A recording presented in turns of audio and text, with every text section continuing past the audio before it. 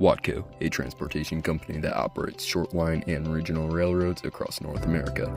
They specialize in taking over and managing smaller railroads, connecting local industries to the larger rail network. What started as a small rail services company has grown into one of the biggest shortline operators in North America.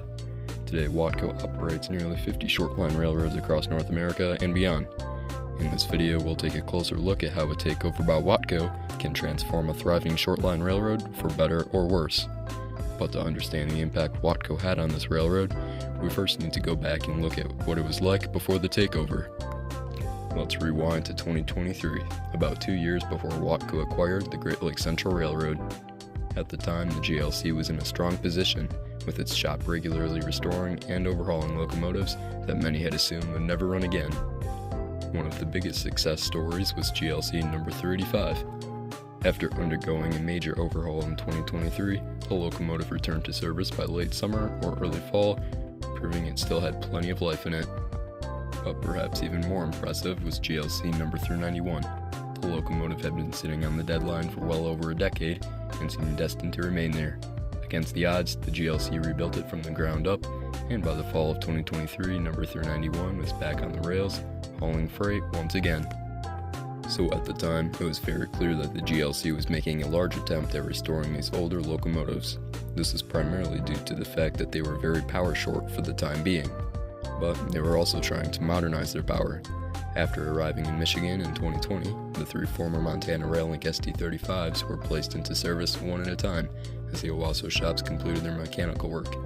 GLC number 33 was the first to return to the rails, followed by number 384, while 386 was the last to enter service after requiring the most extensive repairs.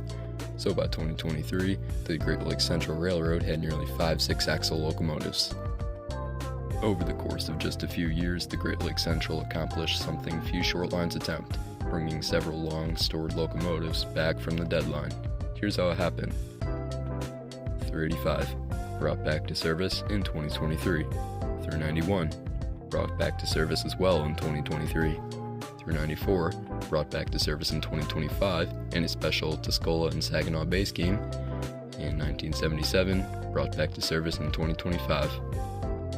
However, despite these successful restorations, none of these locomotives remain in service on the Great Lakes Central today.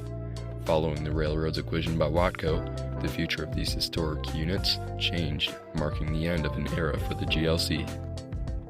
Now, let's take a look at when and how each of these restored locomotives eventually left service and what happened to them afterward. 35, renumbered and shipped off to Tennessee. 391, derailed in late 2025 and is now a part source. 393, removed from service in late 2025. 394, removed from service in January of 2026. And 1977, which was removed from service in late 2025.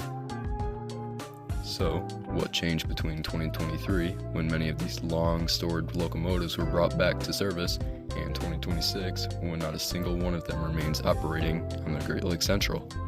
The answer comes down to the one major change: ownership. On March 6, 2026, WATCO and GLC announced an agreement for WATCO to acquire ownership of the railroad.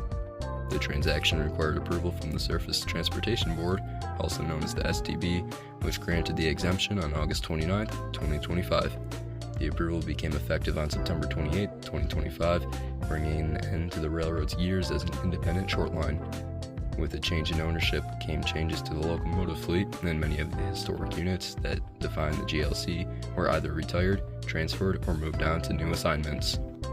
So why did WATCO retire these older locomotives, such as the GP35s and the historic NW2 switcher, despite the fact that they were still operational? The answer comes down to fleet management.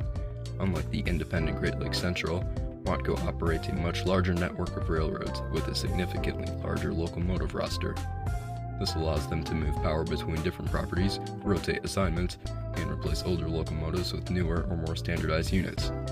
While these historic locomotives were still capable of doing their jobs, maintaining older engines like the GP35s and an NW2 switcher built in the 1940s can become less practical compared to using more modern power. For WATCO, retiring or moving these locomotives was simply part of managing a much larger and more flexible fleet. With that being said, the only original Ann Arbor GP35 still operating today is former GLC number 35, which has since been renumbered to WAMX number 3539. However, its time on home rails came to an end in early 2026. Following the WATCO acquisition, the locomotive was transferred to Oak Ridge, Tennessee, where it now operates on the Smoky Ridge Railroad, another short line within the WATCO family. As for any of the remaining GLC GP35s, GLC number 392 is currently the only one that has avoided scrapping as of July 2026. However, it remains out of service and stored in Farwell, Michigan, leaving the future of this historic locomotive uncertain, with every other GP35 currently acting as a part source and likely getting scrapped soon. However, WATCO's approach isn't limited to retiring older locomotives when acquiring a short line. They also bring in power from their larger locomotive fleet to modernize operations. For example, several locomotives from the Ann Arbor Railroad, another WATCO-owned property, have been seen operating on the Great Lakes Central, with some making their way as far north as Petoskey. So far, locomotives such as WAMX number 4049 and HLCX number 4215, both previously assigned to the Ann Arbor, have been spotted on GLC rails. We've also seen locomotives move in the opposite direction, with Great Lakes Central power traveling south as far as Toledo. In addition, WATCO has brought several of its own locomotives to the GLC. This includes WAMX number 6062, 6063, 6064, and 6065 SD60M locomotives that represent a significant upgrade in power compared to the railroad's aging fleet. Other additions include WAMX number 4048 and EMD GB40. As of July 2026, it is clear that WATCO is reshaping the Great Lakes Central locomotive fleet. While this modernization brings newer and more capable power to the railroad, it also marks the end of an era for many of the historic locomotives that define the independent GLC. For now, all we can do is watch as this next chapter unfolds and see what other changes WATCO will bring to the once thriving Great Lakes Central Railroad. And with that, it will be the end of today's video. If you enjoyed it, please make sure to hit the like and subscribe button below, as it's the best way to support the channel. I'd like to thank you all for watching, and I hope to see you all in the next one.